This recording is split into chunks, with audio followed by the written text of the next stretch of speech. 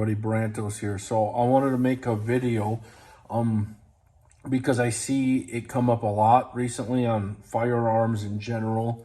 And then, Shadow Systems has released one and everyone's talking about the Radian. But talking about ports, comps, and do you even need to bother with it? So a couple of things. So you'll see here, I have a few different options. So this is the DR920P that comes standard with a Shadow System comp and a different type of barrel attachment where it uses a tapered pin, everything like that.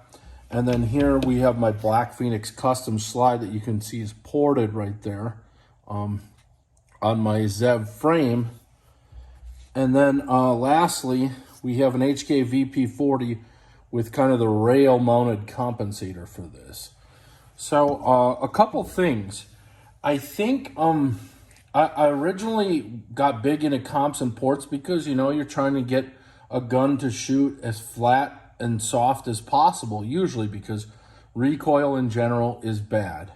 You want to mitigate recoil as much as you can, but you still want things to function and you still want things to be reliable. So there's a couple of things that you need to take into account. So typically, and let's start off with these 9mm. These are both 40s up here. So with 9mm here, what you end up getting into is, so I got an XR920 here that is not comped or ported or anything like that. And I think this still shoots relatively flat and relatively soft. So part of the reason of that is this has a low bore axis. This is a great gun out of the box. It just shoots. It's easy to control and it works. And I'm a big fan of it. This DR920P, even with the light off, it does shoot noticeably softer. For one, it's got a longer barrel. The longer the gun, typically, the more weight out front, the softer it'll shoot. Now, with the light on, it shoots extremely soft and extremely low recoil. But what you're looking at here is something that you probably couldn't conceal very easily, and it's just not a practical carry gun at that point as well. So, this makes a great bedstand gun, great gun to take to the range, competition if you depending on what division you want to get into, or else just having a great gun that runs, this is a good option. So one of the downsides of a comp is now you have, let's say you got a gun like this and you want to put the Radian Ramjet on it or the Shadow Systems comp or something like that. One, you probably need a new barrel.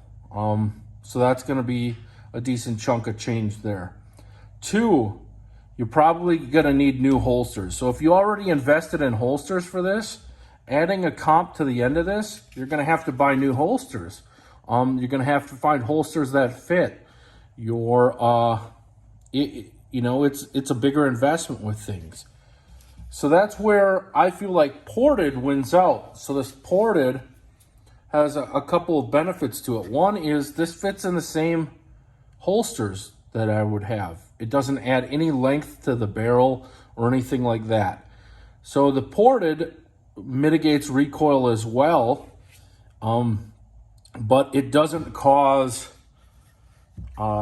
you to have to buy a new holster or anything like that. And one, you're buying a new barrel anyhow. The only thing that you might have to buy with ported if you start out with regular is obviously you're going to get a ported barrel, but you're going to have to get a different slide potentially with the cutout for the ports. So in general, I would typically lean more towards ported rather than comped guns, just because of size, fit, holsters, all that stuff. I don't notice a huge difference. So this shoots extremely soft, by the way. I would argue that this is probably my softest shooting out of all of them, or pretty close to it. This, with the length and everything, is probably necks out just a little bit. But the ports on this, I'm buying an extra slide to see if it makes that big of a difference, but this is definitely soft shooting. I'm not 100% sure if it's because of the Zev frame that's heavier, or if it's because of the ported Black Phoenix Custom slide. I would say it's probably a combination of both, which gets us to the next point is, do you even need ported or comp? So right here, we got a DR920 Combat, and it's got a Holosun light on it. With this light on it, it shoots very flat. And the reason for that is because you get more weight out here, so it's kind of counteracting that recoil of the firearm. So depending on what you're shooting, maybe you don't even need the port. Maybe you don't even need the comp. Maybe you just need that light out there. So if you're going to carry a gun and you got a holster that is light bearing or something like that, some type of Philster Enigma or some appendix carry with that, maybe don't even look into that, because one of the downsides I'll say to comp and ported guns is, yes, it mitigates recoil, and they go a little bit faster, but sometimes you see fireballs in front of you, especially, with something like this. You'll see fire just flying out of there. And then, I shoot at a range that has styrofoam on the ceiling, and styrofoam will come raining down on me because this, the blast, the concussion coming out of these barrels and these comps is knocking it off the ceiling. So instead of directing that concussion forward, these are directing it upwards, and it's right in front of your view. So one of the things with ported guns that I quickly found out is, one, you're definitely not putting a fiber optic here. And two, you're probably not putting any colored sight at all, because this will get gunked up immediately. The other thing about that is you got to worry somewhat, depending on how much of it getting on your red dot as well, depending on how you shoot or where you shoot or the conditions and things like that. So it's something to consider with ported, is you're probably looking at just blacked out sights, if any sights at all. With a comp, because that comes out front of the sight, you can put the sights on it yet. So that's the benefit there. So I would argue, I don't have one, but I would argue that maybe something like an Arc Division slide is the best of both worlds. You still get your sight, and you get a chunk port cut out of it. So next thing, regarding, do you even need a comp or port? These are soft shooting guns already. You're really getting into a battle of millimeters at this point. So this shoots, this DR920 shoots soft already. So now you add a comp to it. Yes, you're gaining some mitigation, but it's fractions compared to what it could be, because you're already shooting soft enough with things, and there's just some amounts you need. So I would argue that on the Glock-based guns, or I would say something with low bore axis, you don't necessarily need a comp or a port. An example, a big channel I watch is Skip Guns. Shout out to him if he ever gets a chance to watch my channel. Huge fan of his. You'll watch. He's doing a shoot-off right now with ported staccatos, Atlases, all these other things. And what's winning? A Laogo Alien. A Laogo Alien is winning the recoil contest because of bore axis.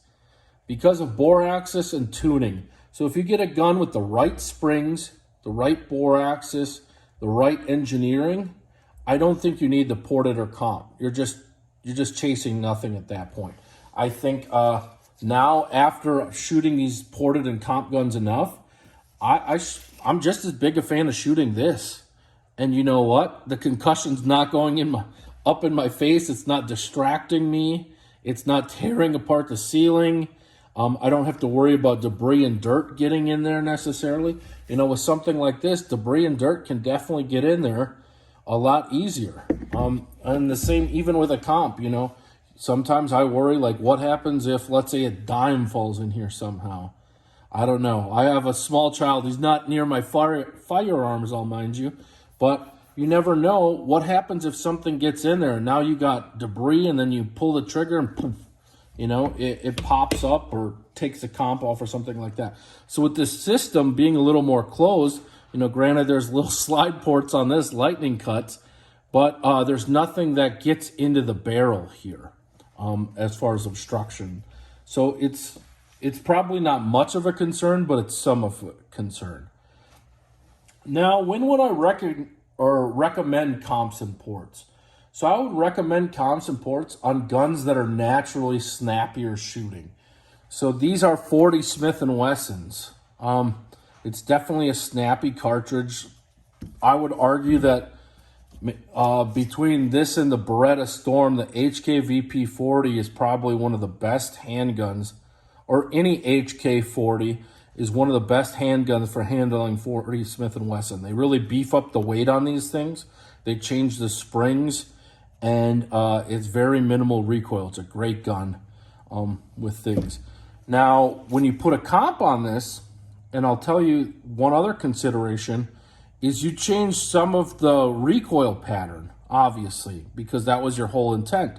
So now I got this comp on here. It might not cycle as reliably because I have less recoil coming back here, and the spring was tuned to run without the comp. So Black Phoenix Customs on this one sent me a different guide rod or a different recoil assembly and a spring for this, because this needs to be spring lighter than a normal, like let's say XR920, because it's got lighter recoil. So if you're springing it lighter, did you really mitigate the recoil that much, or did you just kind of change it a little? So, you know, like with a heavier spring, it mitigates the recoil on some guns. But the heavier spring you put in, the less reliable it might get.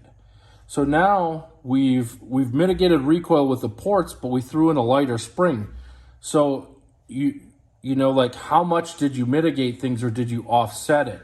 And was it worth it, you know, in general? So one, you want the gun to run reliably. So it's important that you spring it properly as well. So if I was, you know, shit hits the fan, I'm not grabbing this. It just isn't as reliable as this right here. And I've had issues with this compensator as well on this gun. The other thing about this is when you have compensators, it's harder to clean and field strip a firearm. So for this, it's a little easier because it's just got the tapered pin.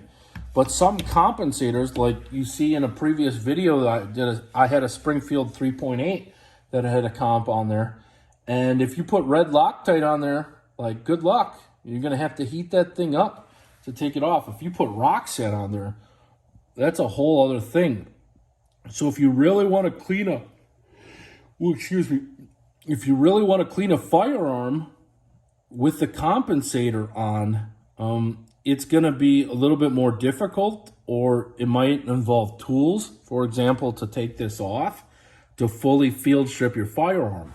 So that's where I think, again, the port wins. So other than the sights, I think porting wins.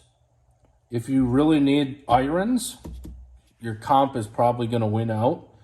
And then if you get a really good gun, like something that's sprung properly with a low bore axis and a good grip, do you even need them at all?